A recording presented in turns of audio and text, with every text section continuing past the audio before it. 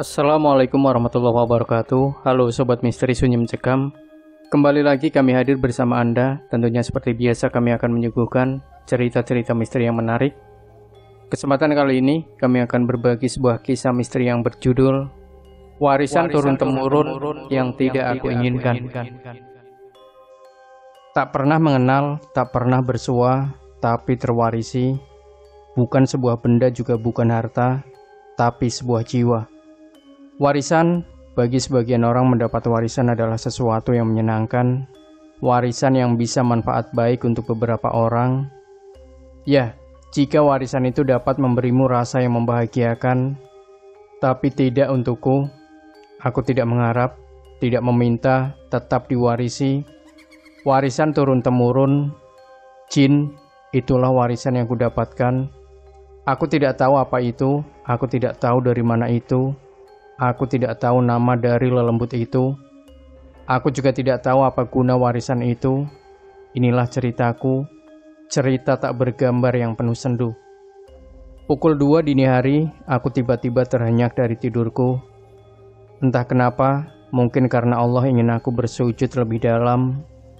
Kubuka mata perlahan, kulihat samar, tapi aku yakin sesosok perempuan cantik berkebaya indah dan berambut panjang terus mengelus kepalaku. Buayanya tak bisa kutolak. Aku terlelap lagi dengan sedikit rasa was-was.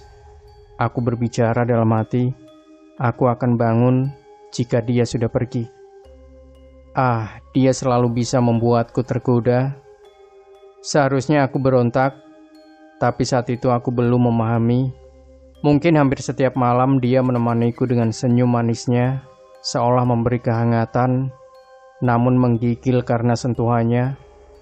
Aku yang tak pernah tahu siapa dia, bahkan namanya tak pernah sedikit pun dia sebutkan, walau dalam batinku. Tahun 2006, aku berikhtiar menjauhkannya. Minggu pagi, aku berangkat ke masjid sekolah sesuai instruksi guru bahasa Inggrisku yang sangat islami. Dengan kerudung bermotif tulisan Arab gundul milik kakakku yang mondok di salah satu ponpes, aku melangkah dari gerbang depan sekolah menuju masjid. Pagi ini terik matahari nampak cerah, memberi senyum pada kami para siswa yang mencari kesembuhan dari gangguan jin. Sepertinya aku datang sedikit terlambat, seolah semua menungguku untuk memulai ruqyah ini. Segera setelah aku sampai dan mencari tempat duduk bersama teman-teman perempuan, acara pun segera dimulai. Kami semua disuruh berbaring. Aku berbaring di samping salah satu temanku beda jurusan yang mendapatkan warisan juga. Ya, dia memang ingin aku di sampingnya karena kami cukup dekat di ekstrakurikuler silat. Dia sangat khawatir dengan reaksi yang akan dia timbulkan karena dia itu menggenggam tanganku.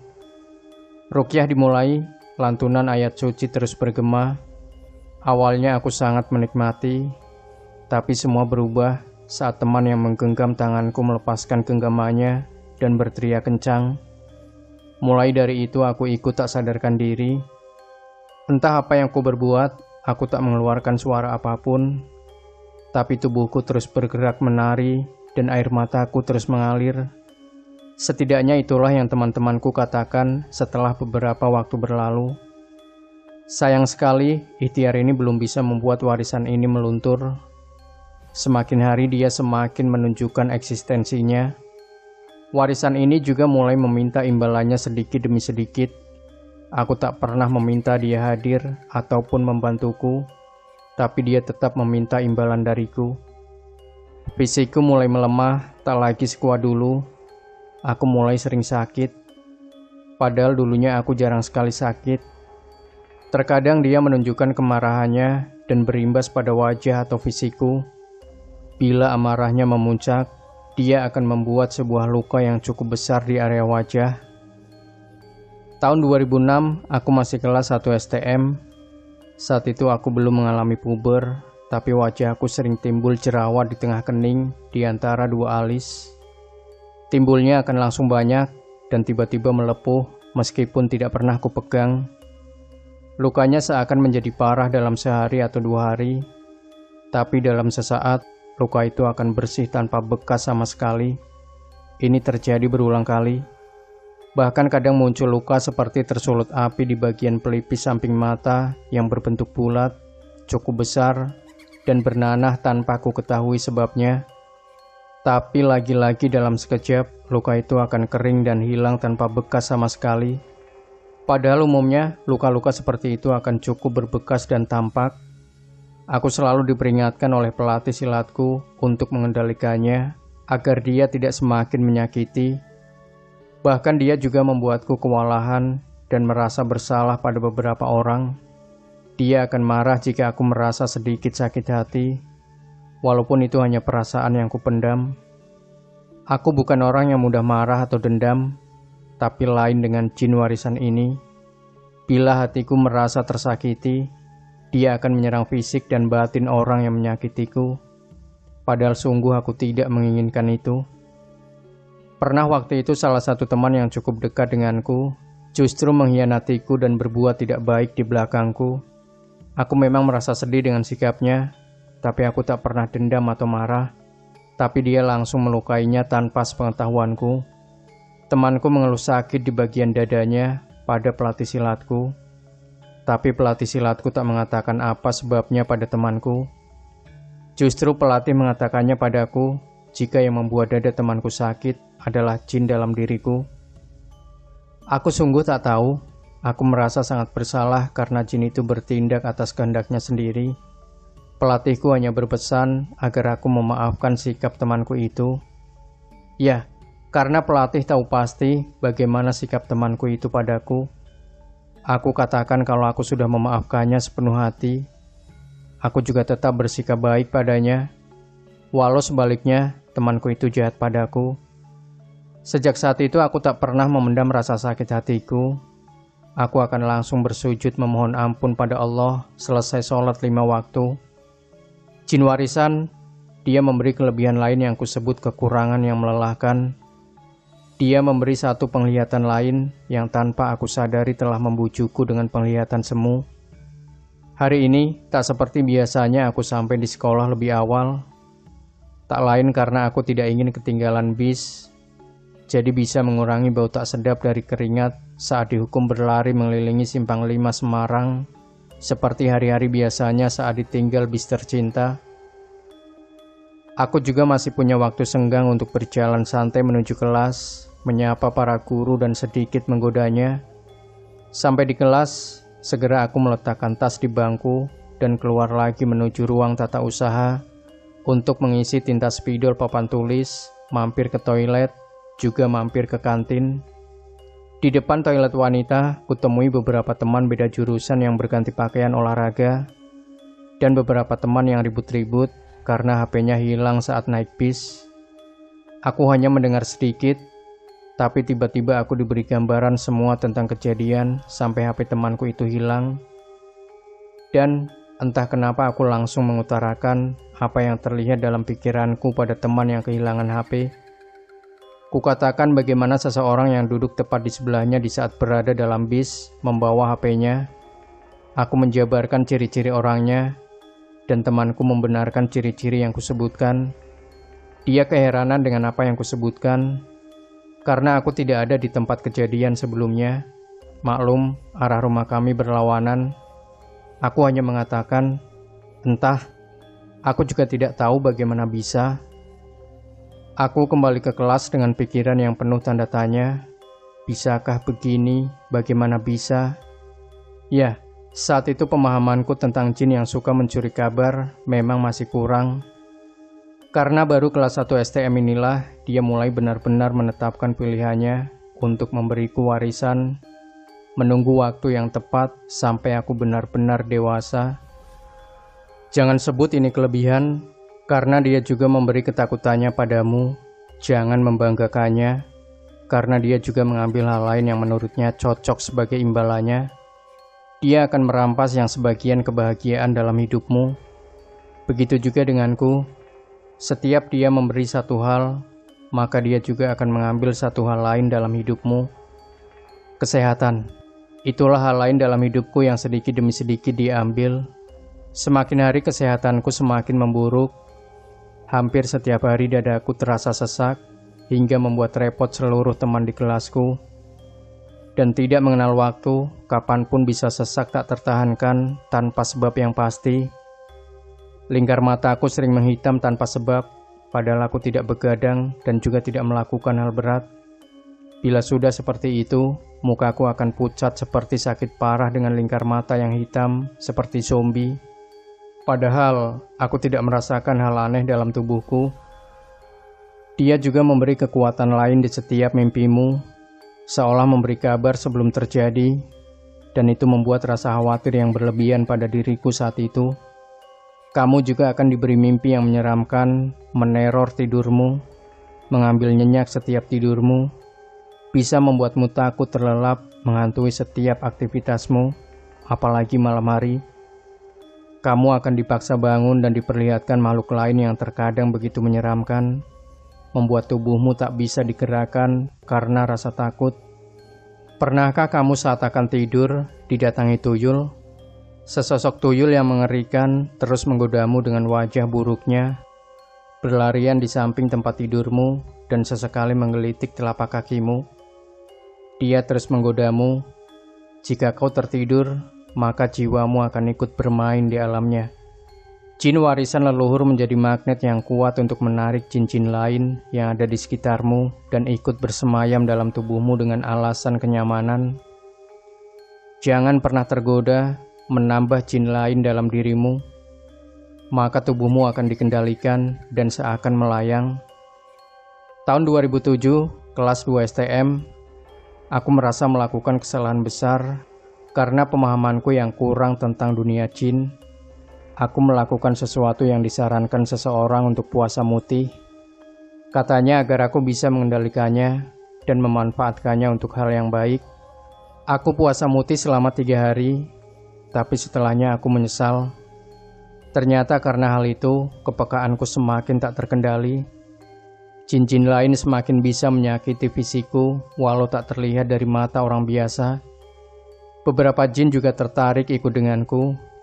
Aku sudah berusaha menolak sekuat tenaga, tapi energiku sering terkuras dari banyaknya jin yang ikut. Mungkin sekitar 5 dan masih ada yang ingin ikut lagi, tapi aku terus menolak. Karena hal itu tubuhku semakin melemah, mereka mengambil energiku sehingga aku semakin sering sakit. Berat badanku makin hari semakin berkurang. Mereka semakin sering menyakiti fisikku, mengikuti kemanapun aku pergi, menerorku di semua aktivitas. Sungguh melelahkan dan menakutkan kadang. Perasaan was-was selalu kurasakan. Beberapa kali aku seperti akan kerasukan, tapi alhamdulillah aku masih bisa mengendalikannya walau menghabiskan semua energi dalam tubuh. Yang masih kusyukuri, aku bukan tipe orang yang sering tergoda jin lain hingga mengakibatkan kesurupan. Aku masih bisa mengendalikan dan berusaha menjauh dari teman-teman yang kerasukan itu, juga dibantu dengan teman-temanku lain yang perhatian. Pernah satu ketika aku berdiri di bawah pohon besar dekat lapangan tenis. Aku diganggu penunggu pohon itu. Sesosok kakek tua menyukai jin yang telah ada dalam diriku. Tubuhku bergetar hebat karena penolakan dariku dan dari jin warisan yang ada dalam diriku. Tubuhku terasa sangat berat. Bahkan disentuh satu jari saja oleh temanku, terasa seperti ditekan kencang. Aku terus mengendalikannya dengan banyak istighfar. Aku juga masih sadar sepenuhnya, walaupun tubuhku menggigil dan bergetar hebat. Aku masih sadar dan mengenali semua teman yang berusaha menenangkanku. Akhirnya, aku bisa mengusir sosok kakek tua itu dengan sekuat tenaga. Jin warisan, dia juga bisa membawamu ke alam lain bersama-sama dengan mereka yang lain. Kamu juga bisa terbenam seluruhnya jika energi jin dalam dirimu tidak lebih kuat. Berhati-hatilah, jangan terbujuk rayu pergi ke alam mereka. Bila tak beruntung, kamu tak akan bisa kembali. Begitu pula denganku, aku hampir tidak bisa kembali. Namun aku masih diberi keselamatan dan dibantu kembali oleh seseorang yang sampai sekarang tetap kuhormati walau tak lagi berjumpa. Dia membuat rasa trauma yang mendalam, bahkan pada hal-hal kecil yang menurut orang lain itu ketakutan yang tak masuk akal. Tapi akan sulit untuk menjelaskan apa sebabnya. Tak semua orang percaya dengan cerita gaib. Jin warisan tidak hanya berfokus pada dirimu yang diwarisi, tapi juga bisa mengganggu orang-orang terdekatmu, mengambil kebahagiaan mereka, mengambil kesehatan mereka, memberi rasa curiga, memberi rasa takut yang berlebih. Tak luput dengan orang-orang terdekatku, saat dia menjadi magnet untuk jin lain, mereka akan berusaha menggangguku. Jika tidak bisa, maka mereka akan beralih ke orang terdekatmu. Itu membuatmu lebih bersedih dan semakin merasa jatuh. Dan jika jin warisan ini tak menyukai sikapmu atau orang terdekatmu, dia juga akan menyakiti fisik mereka. Jangan lengah dengan semua tipu dayanya. Suatu saat akan kuceritakan bagaimana jin bisa membuat kesedihan yang mendalam di hidupku melalui orang-orang terdekat. Jin warisan leluhur ini awalnya kukira diturunkan langsung dari ayahku, tapi ternyata aku salah. Ayahku tidak menuruni jin ini secara langsung dari kakekku atau leluhurnya. Ayahku hanya mengikuti ritual ilmu ajaran leluhur, dan yang lebih mengejutkanku, ilmu ayahku telah lama hilang sebelum aku lahir, yakni semenjak masa kecil kakak keduaku. Ibu mengatakannya padaku mungkin 2 minggu yang lalu. Ibu berkata kalau ilmu ayah hilang karena melanggar pantangan saat kakak keduaku masih kecil. Jadi ayahku tidak menurunkan jin itu padaku. Jin itu diwariskan langsung dari leluhur keluarga ayahku. Sayangnya aku bahkan tidak mengetahui siapa saja leluhurku. Kakek dari ayahku pun sudah lama meninggal sejak kakak pertamaku lahir. Aku agak kesulitan menghilangkannya karena tidak tahu diriku sudah masuk keturunan keberapa. Tapi aku sangat yakin dia bisa hilang karena aku tidak ingin menurunkannya ke anak cucuku juga.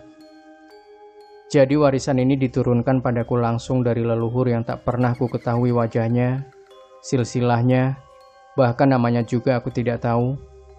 Hanya beberapa makam tua yang selalu ditunjukkan kepadaku saat ayah masih hidup. Sampai sekarang aku sudah berusaha ruqyah berkali-kali, berusaha lebih taat dan belajar ilmu agama lebih mendalam. Walaupun dia tetap menempel dalam diriku, tapi aku tak ingin terhasut ke hal yang tidak baik. Aku ingin sembuh. Cerita jin warisan ini aku akhiri. Bila ada sesuatu lain yang kuingat, akan aku ceritakan dalam kesempatan berikutnya. Bila kalian ada yang sama denganku, mari berjalan bersama dalam kebaikan. Pesanku, jangan berusaha mengulik yang tidak kamu ketahui tentang jin leluhur. Jika kamu penasaran, cukup cari tahu, kemudian tinggalkan. Jangan berusaha memperdalam ilmu gaib dari leluhur, karena akibatnya bisa sangat menyakitkan. Jangan bergantung pada jin leluhur yang bisa menyesatkanmu di kemudian hari.